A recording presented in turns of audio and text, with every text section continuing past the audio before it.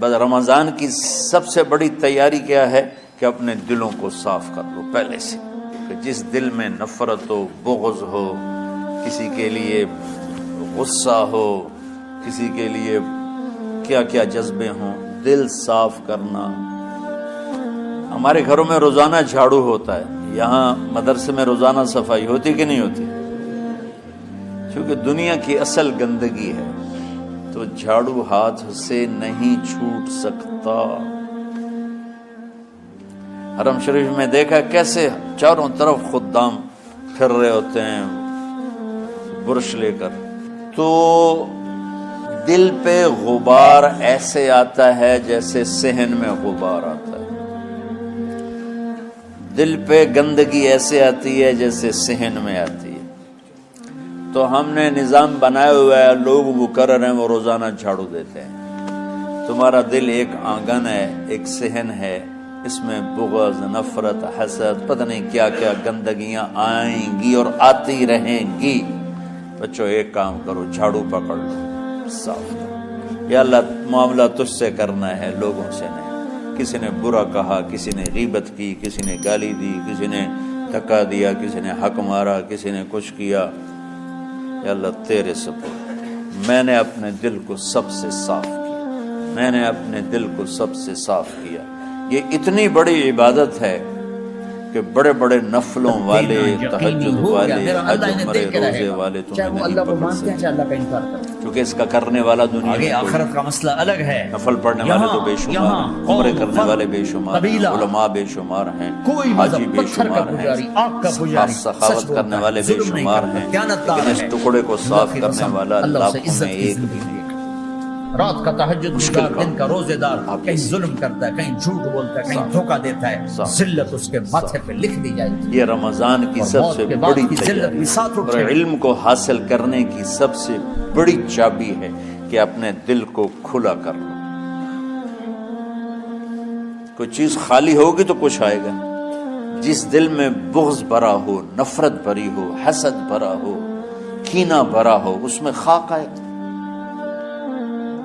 اس میں تو علم کی ایک کرن بھی نہیں آئے گی۔ اس زبان سے چاہے جتنے مرضی موتی بکھیرے، دل اس کا اندھا ہوگا۔ لا تعمل ابصار ولكن تعمل قلوب التي في الصدور۔ یہ آنکھوں سے اندھے نہیں، دل سے اندھے ہیں۔ تو بچوں اپنے دل کو صاف کرنا سیکھو۔ وہ کتنی مشہور حدیث ہے، آپ نے کہا اس دروازے سے ایک جنتی آ رہا ہے، تو ایک انصاری صحابی داخل ہوئے، جوتا ہاتھ میں، داڑھی میں وضو کا پانی۔ اگلے دن اس دروازے سے ایک جنتی آ رہا ہے، تو ایک صحابی آئے، ہاتھ میں جوتا، داڑھی میں وضو کا پانی، وہی صحابی۔ اگلے دن اس دروازے سے ایک جنتی آ رہا ہے، تو وہی صحابی 3 دن جنت کی بشارت لیے۔ اس صحابہ کی جماعت میں ایک شخص ہیں جن کا نام ہے عبداللہ بن عمرو بن عاص۔ ان سے بڑا عبادت گزار صحابہ میں کوئی نہیں تھا، نہ سابقین میں، نہ متاخرین میں، نہ پہلوں میں، نہ بعد والوں میں۔ ان کی عبادت کیا تھی؟ ساری رات جاگنا، سارے دن کا روزہ، اور ایک ختم قرآن صبح سے شام۔ اتنی اللہ نے طاقت دی تھی۔ پھر وہ غلوب والی بات آ گئی، ایکسٹریم ہونے والی بات آ گئی۔ ان کی شادی والی رات حجلہ عروسی میں داخل ہو رہے ہیں، دلہن کے کمرے میں داخل ہو رہے ہیں، اور مصلی بچھا کے اللہ اکبر، اور دیر نفل تے نفل، دیر نفل تے نفل۔ تو ان کی بیگم نے دیکھا تو وہ بھی خیر کا زمانہ تھا، انہوں نے بھی وضو کیا اور پیچھے مصلی بچھا کے وہ بھی فجر تک نفل پڑھتے رہے۔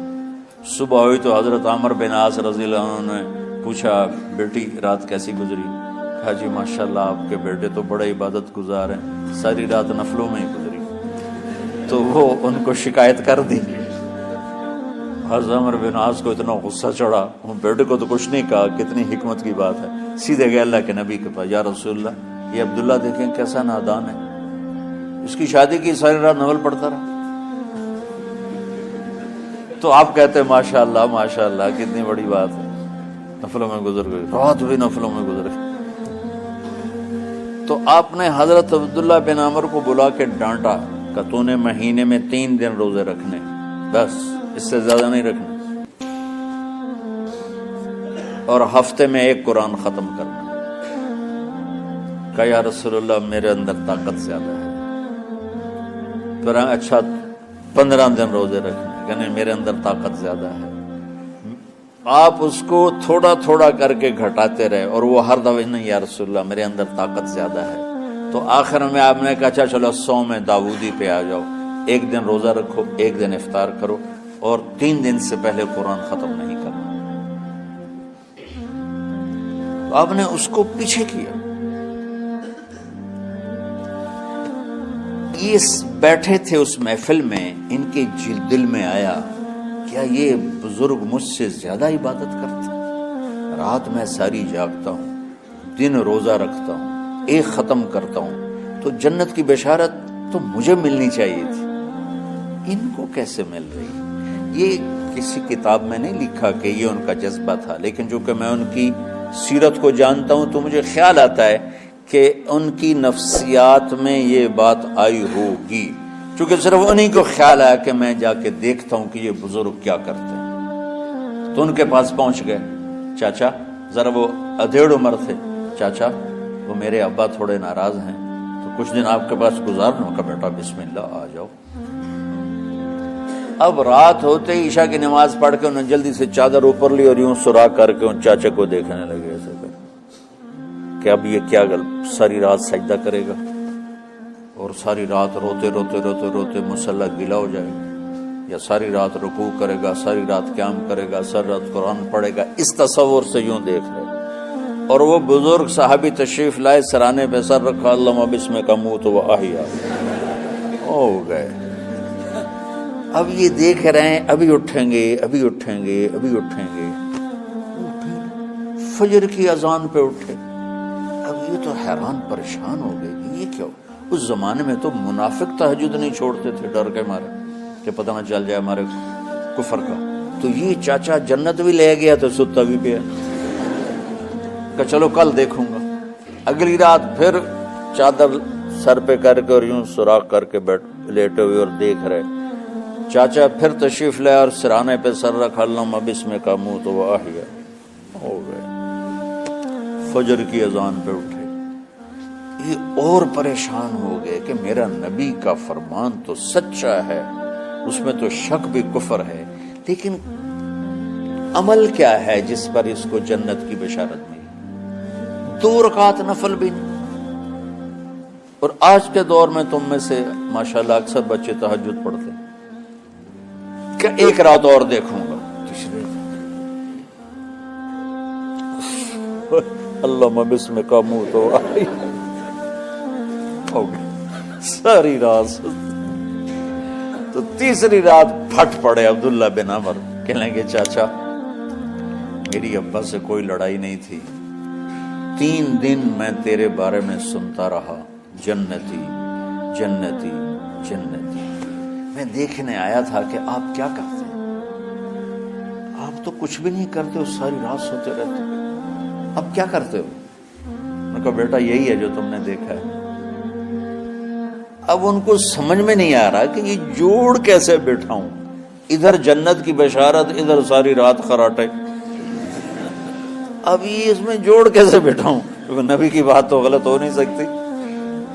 تو اب وہ نا ایسے نا بڑے بے دل سے ہو کر واپس مڑے، پتہ نہیں کی چکر ہوئے گی کوئی گل۔ جب وہ دروازے تک پہنچے تو کہنے لگے بیٹا ادھر آنا، واپس آ گئے۔ کہا میں تمہیں اصل راز کی بات بتاتا ہوں۔ کہا کیا ہے؟ کیا ہے؟ تو یہاں ہاتھ رکھا، کہا یہ جو دل ہے نا، اس میں کسی انسان کی نفرت نہیں۔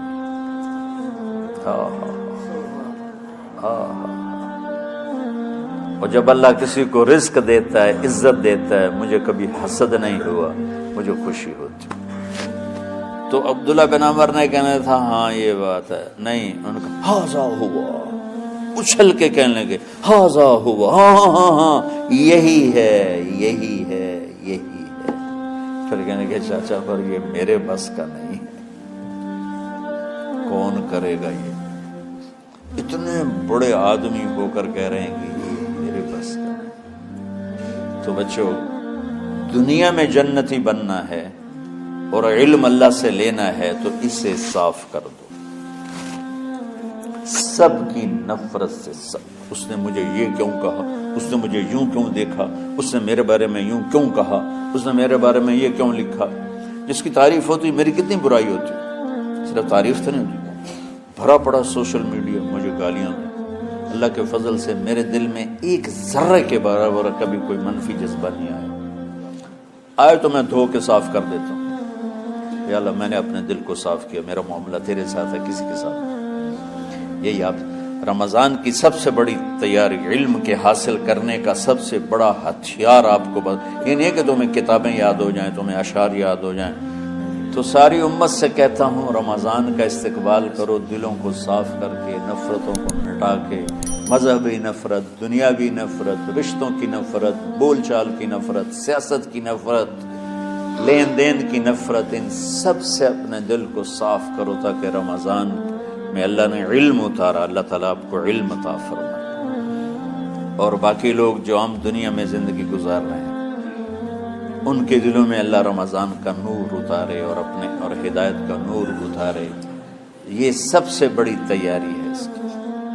اور کسی سے گلہ ہے، غصہ ہے، ناراضگی ہے، کسی سے بولتے نہیں ہو، ابھی سے شعبان آ چکا ہے، آپ شعبان سے رمضان کی تیاری شروع فرما دیتے تھے، تو اس کی تیاری کیا ہے؟ وہ دلوں کو صاف کرو، معاف کرو، معافی مانگو، تمہارا قصور نہیں پھر بھی معافی مانگ لو، دلوں کو صاف کرو، اور اللہ سے سخاوت مانگو کہ اللہ کو سخی بھی پسند ہے اور صاف دل والا بھی پسند ہے۔